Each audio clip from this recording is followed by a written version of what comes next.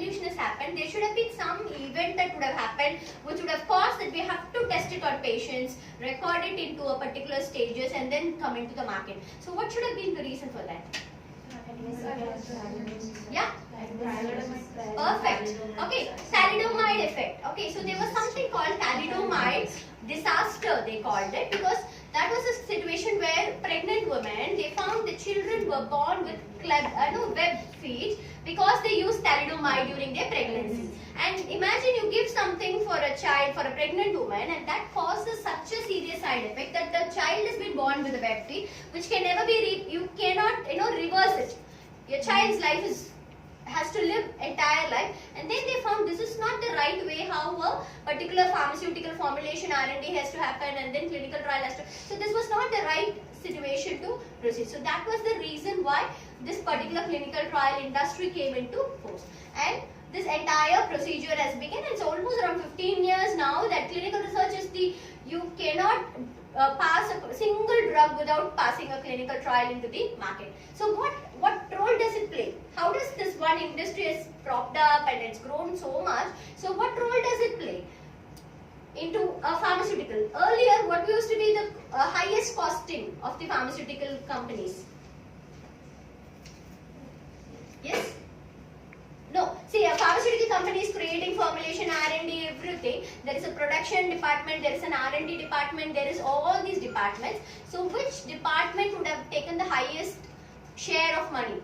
You know, pharmaceutical companies are the richest in the market. They produce a lot because the costing of a drug, you can even say like per vial cost 1,000 rupees and all, cephalosporin. So you know the way. And all these pharmaceutical drugs, so how do you actually find that these particular drugs have the pharmaceutical companies, they have the highest expenses also being done. They do the profitability in that entire industry, from starting a pharmaceutical drug to going into the market. What was the highest percentage?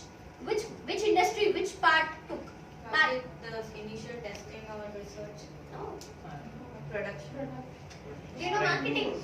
Yes. There's something called as product management, where they do you have seen the medical reps going and giving to the doctor. Do you know the costing of a pharmaceutical? And pharmaceutical reps used to be the highest paid. The market used to be highest paid. So the only way to bring in sales for a pharmaceutical company is what?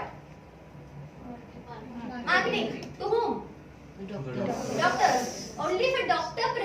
Do you think there is a difference between a cephalosporin, the same molecule 100 companies will have, 200 companies will have, or at least the top MNCs, they will have 20 companies will be competing in the same drug.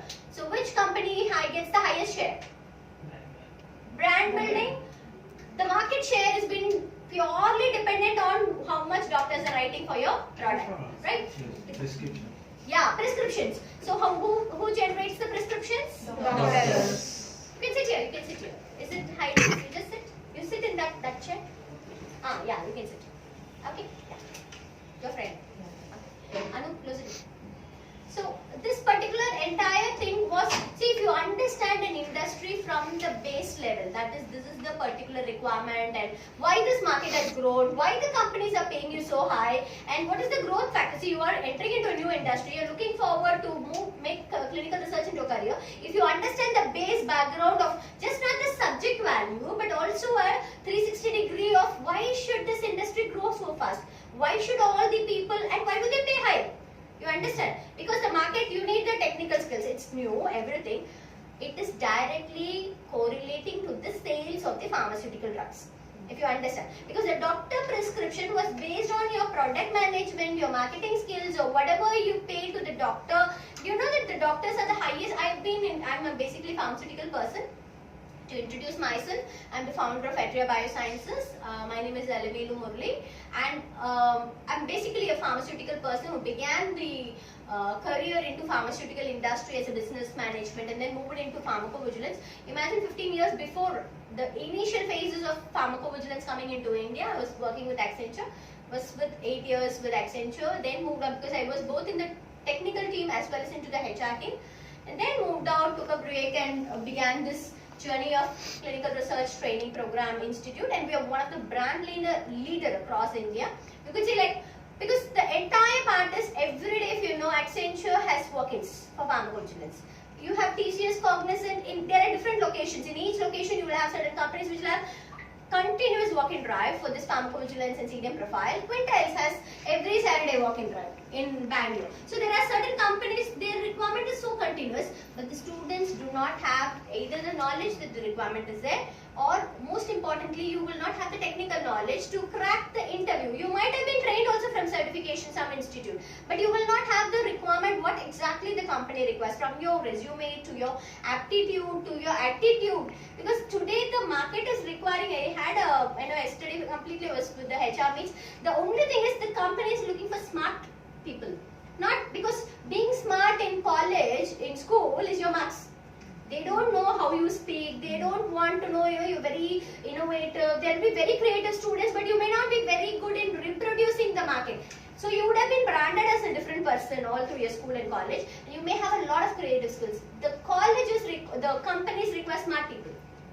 They don't want hard working people. They don't want people who will be struggling from morning till he's very happy because he says, yes, I am the right person for the company. All through the college, everybody saying I'm not able to write exams properly, and he has a smile saying I am the right person. And the companies are looking for people who are very smart. They tell us this. Send the smart people. Create smart people. And this entire journey of these 8 years I've been running this institute. In fact, we have made the companies wonder, what do you train people? What do you teach? This entire session is not just about the technical part, but about the industry requirements, what they require. How do you, break up your own cocoons? Because all of us have been created into certain definitions of the world, because you're supposed to be like this, you're supposed to dress like this, you're supposed to handle yourself like this, but the companies break it out. You're working in a multinational company, they give you a project, new project, and you're already with your age-old, your block is in your mind. Yeah, certain things have to be done certain ways, and how could have all this industry couldn't have come. Clinical research industry couldn't have come if people had to take up conventionally. If we tested new drug on patients, we can't enter. This industry couldn't have come. The entire industry was an innovation, was a thought out of pattern, out of box to say that we have to test. Anyway, the market is coming on whom? The product has been launched on whom? People. Without any testing on a patient, it is coming into the market. Yeah, please come.